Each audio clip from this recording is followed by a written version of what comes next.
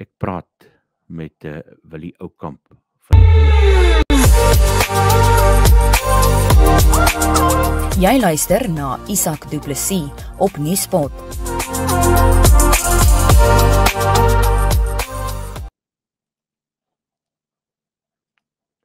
Hier in ons virtuele ateljee, Willie Oukamp, goeiemôre.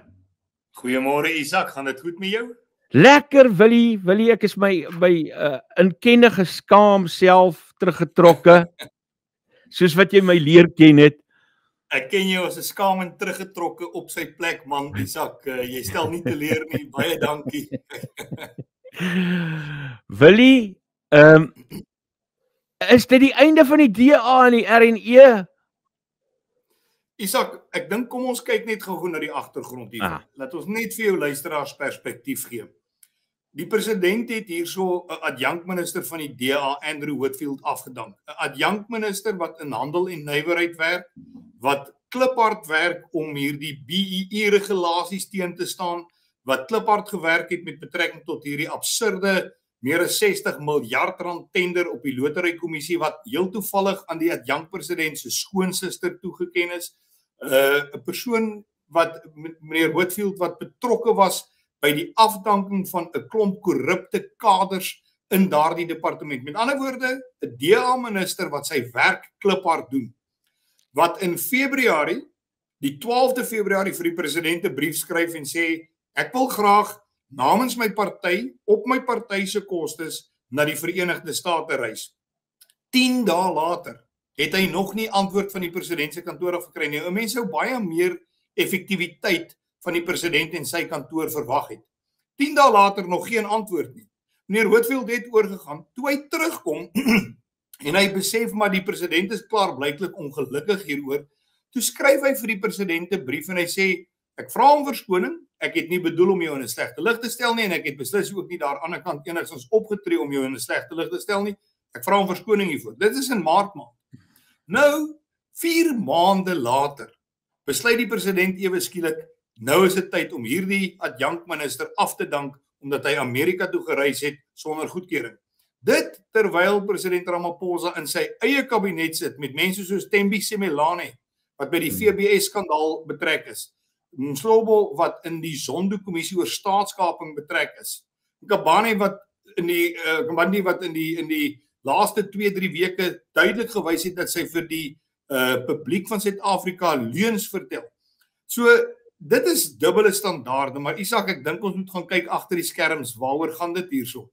Elke keer kort voor 'n ANC nasionale uitvoerende komitee vergadering, doen president Ramaphosa iets om sekere dele van die ANC wat dalk teen hom en teen die RNE gekant is, gelukkig te hou en hulle stil te hou, sodat hy vir hulle kan sê, maar wag, sien, kyk 'n bietjie, ek het mos nou dit gedoen, ek het nou die onteieningswet geteken, of ek het nou die Bella-wet geteken, of ek het nou 'n DA-adjunkminister afgedank. Die president moet begin optree in die belang van almal in hierdie land, nie net van die ANC nie.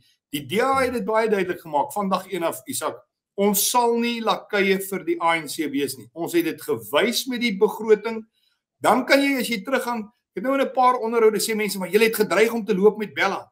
Dit was nie nodig om te loop met Bella nie, want ons het gekry wat ons wou gehad het. Ja. Ons het 'n minister van die DA wat regulasies moes uitvaardig en wat dit nou 2 weke terug gedoen het. Ek was laasweek in 'n vergadering met van die manne van AfriForum en Solidariteit wat vir ons gesê het, baie dankie, ons kan sien hierdie regulasies van die minister gaan werk, dis 'n stap in die regte rigting. So dit was nie nodig vir ons om te gaan nie, maar as jy kyk na wat hier gebeur, hierdie is 'n totale ondermyning van die DA, dit is asof die president daardie ooreenkoms wat ons geteken het, toe hierdie regering van nasionale eenheid tot stand gekom het, dis asof hy daai papier vat en in die lug opgooi en sê, ek gee nie om hieroor nie. Okay. Ek dink, mense hoor die rasionaal agter die argument, en ek sien iemand vra en jy het nou ook nou melding gemaak daarvan, want ek wil gou vir jou sê, ek wil 'n voorspelling waag, Willie, as ek so vermetel mag wees, maar die president gaan nie vir julle luister nie. Wat Isak, dan? Dis tyd dat hy vir ons luister. As die president nie vir ons luister nie, dan moet hy maar die gevolge dra van sy besluite. Dit is tyd, en ek sê dit weer, dit is tyd dat president Ramaphosa in belang van die land besluite neem. President Ramaphosa het in 2018, as ek dit reg onthou, gesê, I'll rather be a poor president but have a united ANC. Nou kom ons redeneer vir 'n oomblik dat hy 50% van dit reg gekry het. En dan wil ek vir jou dieselfde asem sê, hy het beslis nie 'n united ANC nie. So ons kan maar self afleidings maak oor watter een van daardie ondernemings van hom is nagekom. Dit is tyd dat president Ramaphosa in die belang van alle Suid-Afrikaners optree en nie elke keer, soos wat hy al telke male in die verlede gedoen het, besluite neem in belang van die ANC, maar nie in belang van Suid-Afrika nie. Suid-Afrika verdien beter, en ek dink as jy kyk na die stembus, dan wys dit vir jou 'n party wat in sy heydays op 72% gestaan het, wat nou op 39% staan, is besig om steen te verloor, en ek kan jou waarborg, Isak, gaan kyk na volgende jaar se munisipale verkiesings, en kyk na die verkiesing in 2029, die ANC se daas getel. Wat nou moet gebeur, is die kiesers moet verenig, ons moet saam staan. My party, die DA, is die tweede grootste party in hierdie land. Ons is die grootste vernoot huidiglik binne in hierdie regering van nasionale eenheid, en die enigste manier ons die ANC van mag gaan ontneem is as mense gaan registreer om te stem en wel by die stemdag uitkom. Ons kan die ANC klop, ons het dit gewys, dit is moontlik, en dit is wat ons hier gaan moet doen. Die DA se federale raad sal, wanneer hierdie 48 uur verstryk om jou vraag te antwoord, sal die DA se federale uitvoerende komitee, ons FedEx, bymekaar kom, die situasie evalueer en 'n besluit neem oor ons voortgesette teenwoordigheid binne die regering van nasionale eenheid. Die probleem wat jy sit hiermee, Isak, is dat hierdie stap kan 'n reuse presedent skep. Nou raak die president ontslaaf van 'n adjunkminister wat uiteraard sekere dinge doen en baie belangrike werk verrig. Môre oormôre is dit dalk Siwewe Kwagube of John Steenhuisen of Leon Schreiber wat die president besluit, maar wag, ek hou nie van wat jy doen daar nie, jy gee te veel moeilikheid vir my mense daar, en jy dank te veel oneerlike mense af, ek gaan van jou ontslae raak, en ek gaan 'n absurde verskoning gebruik om dit te doen. Ek meen, 'n mens kan nie eers die feit dat 'n adjunkminister op die party se geld, nie staatsgeld nie, oor see ry sonder toestemming, vergelyk met die bitter erge klagtes wat van daardie ANC ministers in die gesig staan. Ek meen om in die Zondo-kommissie verslag oor staatskaping betrek te word, om 'n koffiewinkel te koop met geld wat jy by 'n WBS bank geleen het, maar jy kan nie verduidelik hoe jy daai lening gekry het en of jy dit terugbetaal het nie. Dis duidelik geld wat bekom is uit 'n posisie van mag. En nou sit ons met daardie vrot appels in hierdie kabinet. So president Ramaphosa, terwyl jy jou kabinet skoonmaak, doen dit ordentlik, vee vir 'n slag voor jou eie deur. Willie, wat is die minste wat die president moet doen vir julle om te bly? Wel, ek kan nie sê wat hy moet doen vir ons om te bly of om te ry nie. So daardie besluit lê nie by my nie. Ons federale uitvoerende komitee sal daardie besluit neem. Wat ons egter verwag van die president, en dit is wat John Steenhuisen gister in daardie toespraak baie duidelik gemaak het, is jy maak nou skoon, maak voor jou eie deur skoon. Wys vir ons dat jy die land se belange op die hart dra en iemand soos Thembi Simelane of Mashlobo afdank. Ons wil sien dat hy daardie mes wat hy nou mee gesny het, dat hy besef dat daardie mes beide kante toesny. So dit is wat die DA verwag. Kom ons kyk of die president hierop gaan reageer. Ek weet nie of hy gaan nie. Maar die bal is nou in sy baan. En weet Sakie, die DA het dit vandag eenig duidelik gemaak. Ons sal nie in hierdie regering van nasionale eenheid wees om 'n rubberstempel vir die ANC te wees nie. Ons kan nie. Ons het dit gewys met BTW. Ons het dit gewys met hoe ons Bella implementeer. Ons het dit gewys met die werk wat Leon Schreiber in binnelandse sake doen, wat John Steenhuisen in landbou doen. Landbou was die eerste kwartaal hierdie jaar die grootste groeiende segment in ons hele ekonomie. En dis te danke aan dinge wat John Steenhuisen gedoen het daar. So ons ministers doen uitstekende werk, maar ons kan nie vasgevang word in die ANC en in sy tentakel soos 'n seekat met korrupsie nie. Ekskuus tog. Ons sal beslis opstaan soos ons nou gedoen het. So die bal is in die president se hande. Hy het die toekoms van die RN in sy hande en hy moet dienooreenkomstig optree. As my gevoel reg is dat hy niks gaan doen nie, en nie een van daai ministers gaan afdank nie, is dit 'n gegewe dat die DA dan die RNE sal verlaat, of is dit nog steeds iets wat die federale raad sal bespreek voor finale besluit. Isak, dis nie my taak om daardie besluit vooruit te hardloop nie, so ek gaan dit nie doen nie. Daardie besluit berus by die DA se federale uitvoerende komitee, ons FedEx.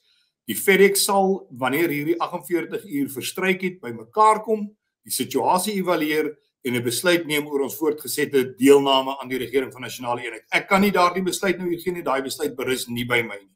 So, kom ons kyk eerstens of die president optree.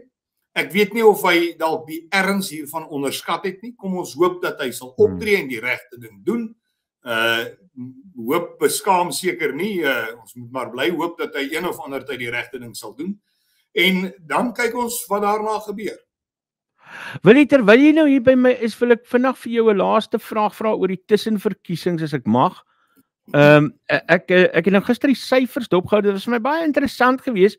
Die een in Mosselbaai waar die PA gewen het, waar hulle redelik sterk ingekom het, maar dit lyk nie vir my asof die DA 'n verskriklike duik gevat het dat dit die oorsaak is waarom die PA so goed gedoen het nie. Dalk so 'n bietjie kommentaar daaroor, want ek sien party kommentators sê ja, dis nou die PA duik nou in die DA se syfers in, maar dis nie my ontleding daarvan nie. Isak, ek dink jy's doodreg. Die DA se steun het baie konstant gebly daar. Die PA dink ek neem dalk stemme by die ander partye ook weg.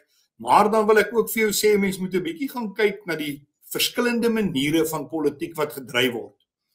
Die DA bedryf 'n politiek waar ons in belang van alle Suid-Afrikaners wil optree. Die PA daarenteen bedryf, en ons moet nie DA, ons moet nie verkeerd hoor nie, die DA dryf 'n inklusiewe politiek waar almal se belange na omgesien moet word.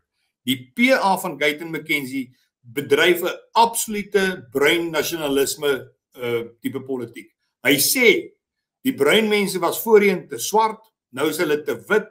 Hy probeer hierdie rasse diversiteit afbreek en hy probeer die bruin stem isoleer as julle is nou die enigste mense wat swaar kry. Kyk, julle kry niks reg nie. En ons het dit nie in Suid-Afrika nodig nie.